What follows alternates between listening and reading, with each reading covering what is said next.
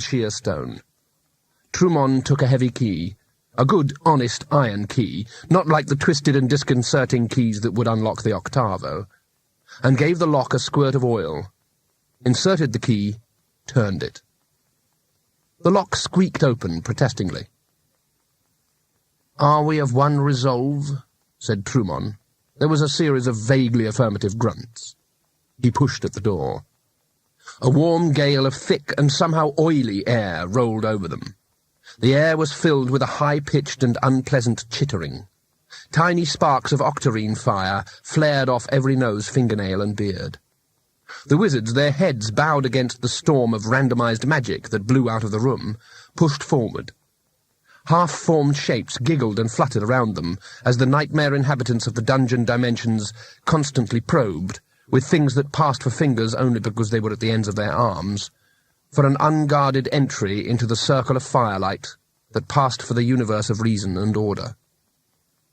Even at this bad time for all things magical, even in a room designed to damp down all magical vibrations, the octavo was still crackling with power.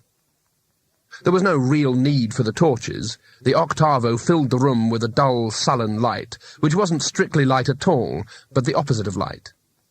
Darkness isn't the opposite of light. It is simply its absence. And what was radiating from the book was the light that lies on the far side of darkness.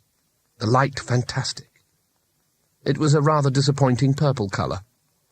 As has been noted before, the octavo was chained to a lectern carved into the shape of something that looked vaguely avian, slightly reptilian, and horribly alive.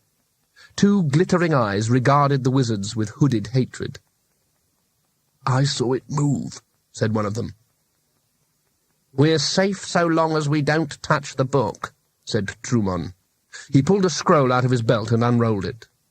"Bring that torch here," he said, "and put that cigarette out." He waited for the explosion of infuriated pride, but none came.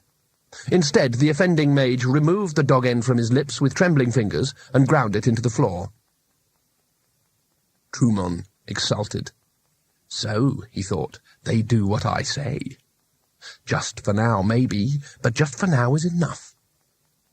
He peered at the crabby writing of a wizard long dead. "Right," he said.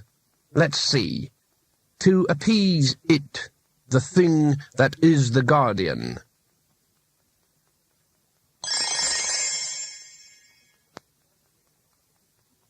The crowd surged over one of the bridges that linked Moorpork with Ankh. Below it, the river, turgid at the best of times, was a mere trickle which steamed.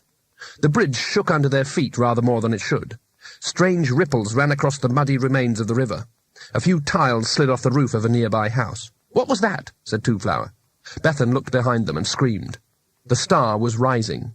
As the disk's own sun scurried for safety below the horizon, the great bloated ball of the star climbed slowly into the sky until the whole of it was several degrees above the edge of the world. They pulled Rincewind into the safety of a doorway. The crowd hardly noticed them, but ran on, terrified as lemmings. "The star's got spots on," said Twoflower. "No," said Rincewind. "They're things. Things going around the star, like the sun goes around the disk, but they're close in because—" He paused. "I nearly know." "Know what?" "I've got to get rid of this spell." "Which way is the university?" said Bethan. "This way," said Rincewind, pointing along a street. "It must be very popular. That's where everyone's going." "I wonder why," said Twoflower. "Somehow," said Rincewind, "I don't think it's to enroll for evening classes." In fact, Unseen University was under siege, or at least those parts of it that extruded into the usual everyday dimensions were under siege. The crowds outside its gates were, generally, making one of two demands. They were demanding that either, A, the wizards should stop messing about and get rid of the star, or, and this was the demand favoured by the star people, that B, they should cease all magic and commit suicide in good order, thus ridding the disk of the curse of magic and warding off the terrible threat in the sky.